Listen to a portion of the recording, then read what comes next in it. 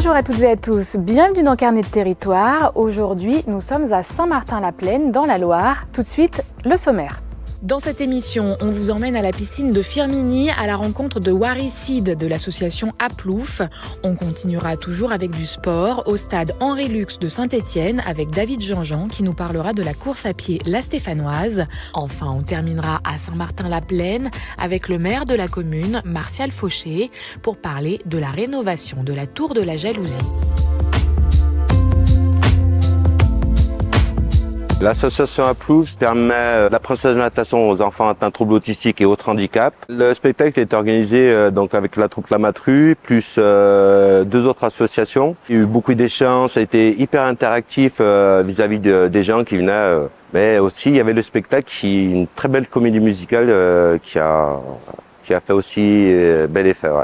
La Stéphanoise, c'est une course qui est la course de Saint-Étienne, sous l'égide de la ville de Saint-Étienne. C'est une course féminine, la seule course féminine de 100% féminine de la Loire, dont l'objectif c'est de passer un moment très convivial et de partager ce moment-là. Et pour nous, le club de la SMSE, de donner un petit peu d'argent à des associations à travers le financement des dossards. Donc quand vous vous inscrivez pour prendre votre dossard, une partie de ces fonds, donc sur les 9 € d'inscription, 2 € sont reversés à une association.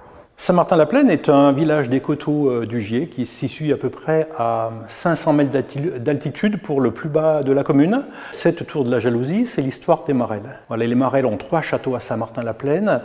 C'est un empire industriel européen avec des familles qui étaient très riches, voilà, et parfois concurrentes. L'habitant de cette mairie, là, qui était le château du Pré-Bayard, souhaitait avoir le monument le plus haut de toute la famille, et aussi ça lui permettait de voir ce qui se passait chez son cousin de l'autre côté, d'où le nom Tour de la Jalousie.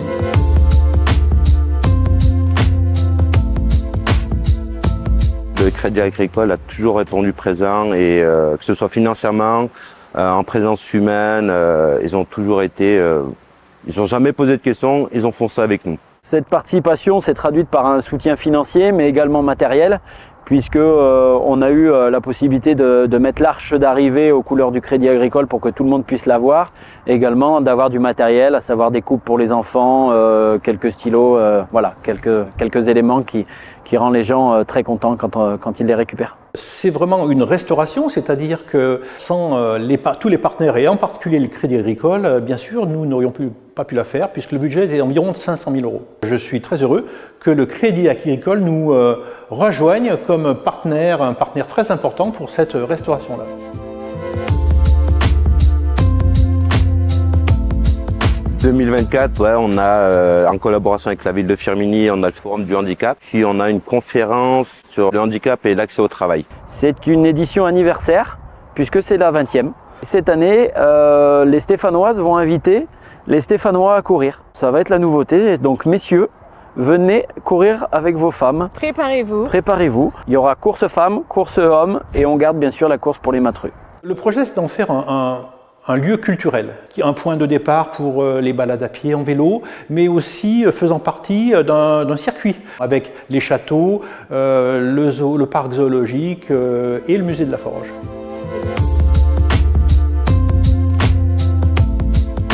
On a fait quasi salle complète les 2 jours. On a pu présenter, les associations ont pu présenter leur association, le but, les objectifs qu'ils avaient, et puis c'est vraiment spontané, c'est ce qui fait la différence, c'est la richesse, quoi, voilà.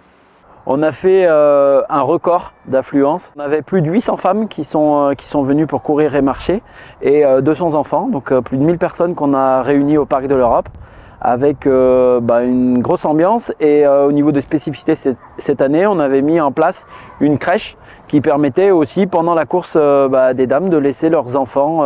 C'est une association qui s'appelle ODE qui nous avait permis de mettre ça en place, et sans compter tous les sponsors qui nous ont aidés cette année, dont le Crédit Agricole. Ce bâtiment va être, alors pas reconstruit puisqu'il n'est pas complètement démoli, mais en tout cas restauré avec à la fois les matériaux d'origine qui sont essentiellement des pierres taillées, et il y a du métal qui est travaillé avec les rampes, avec des ferronneries extérieures. Donc l'idée c'est de retrouver à la fois les matériaux d'origine et les méthodes de travail d'origine pour arriver à la retrouver dans son état de 1905. C'est la fin de cette émission. Merci de nous avoir suivis. À la semaine prochaine. Retrouvez la semaine prochaine un nouvel épisode de Carnet de territoire.